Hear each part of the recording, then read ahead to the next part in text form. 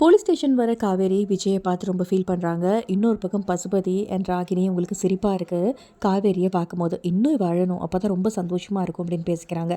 இப்போ வெண்ணிலா காவேரி கிட்ட கேட்குறாங்க, எந்த உரிமையில் நீங்கள் வந்த அப்படின்னோடனே, நான் விஜயோட பொண்டாட்டி அப்படிங்கிற உரிமையில் வந்தேன் அப்படின்னா, கான்ட்ராக்ட் பொண்டாட்டி தானே அப்படின்னு சொல்லும்போது, என்ன கான்ட்ராக்ட், அது எப்போயோ உங்களுக்குள்ளே முடிஞ்சு போச்சு, நாங்கள் ரொம்ப சந்தோஷமாக வாழ்ந்துட்டுருக்கோம்.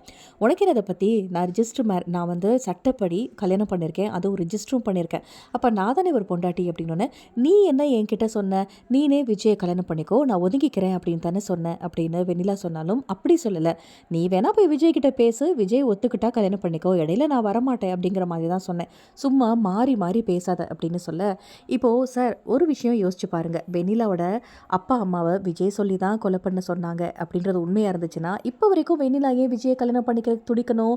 ஏன்னா சொந்த அப்பா அம்மாவை கொலை பண்ண யாராவது கொலைக்காரனை கல்யாணம் பண்ணிக்கணும் அப்படின்னு நினைப்பாங்களா அப்படின்னு சொல்லிட்டு சூப்பரான ஒரு வேலிட் பாயிண்ட்டை நம்ம காவேரி எடுத்து கொடுக்குறாங்க. போலீஸ்லேயும் ஆமாம் கரெக்டு தான், இதுவும் ஒரு பாயிண்ட் தான் அப்படின்னோடனே, இப்போ தெரியுதா சார், விஜய் எந்த ஒரு தப்புமே பண்ணலை, ஸோ அவரை தயவு செய்து ரிலீஸ் பண்ணியிருக்க அப்படின்னோடனே, அதுக்காக கொலை கேஸ் கொடுத்துருக்காங்க அப்படிங்கிறப்ப, கம்ப்ளைண்ட் கொடுத்துருக்காங்கிறப்ப, என்னால் வந்து ஆதாரம் இல்லாமல் எதுவும் செய்ய முடியாதுமா, ஆளாளுக்கு ஒரு கதை சொல்கிறீங்க, எதுவாக இருந்தாலும் நீங்கள் கோர்ட்டில் போய் பார்த்துக்கோங்க, நான் எஃப்ஐஆர் வந்து ஃபைல் பண்ணுறேன் அப்படின்னு சொல்லிட்டு அதை செய்ய போகிறாரு. இப்போது விஜய் வந்து ரொம்ப கலங்கி போய் உட்காந்துருக்காரு. இதனால காவேரி போயிட்டு, கவலைப்படாதீங்க, குழந்தை பிறக்கிறதுக்குள்ள எல்லா பிரச்சனையும் சால்வ் ஆகிடும், சீக்கிரமே நீங்கள் வெளியில் வந்துடலாம், உங்களுக்கு நான் இருக்கேன் அப்படிங்கிற மாதிரி ஒரு பக்கம் வந்து காவேரி சொல்ல போகிறாங்க. இப்போ வீட்டுக்கு போகிற காவேரி கிட்ட சும்மாவே சாரதா ஆடுவாங்க. இப்போ போலீஸ் ஸ்டேஷன் அப்படின்னு சொல்லிட்டு அலைஞ்சிட்டு வர காவேரி கிட்ட, இதெல்லாம் உனக்கு தேவையாடி, பாரு ஊரே நாறுது, எதில் திறந்தாலும் விஜய் கன்ஸ்ட்ரக்ஷன் ஓனர் விஜய்னு பேசுகிறாங்க, உனக்கு தேவையில்லை, தாலியை கலடி தூக்கி போட்டு வந்துரு, உனக்கும் எனக்கும் எந்த சம்மந்தமும் இல்லை அப்படின்னு சொல்லிட்டு வந்துரு, நம்ம நிம்மதியாக இருக்கலாம் அப்படின்னு சொல்லும்போது காவேரி முதல் முறையாக தைரியமாக பேச போகிறாங்க.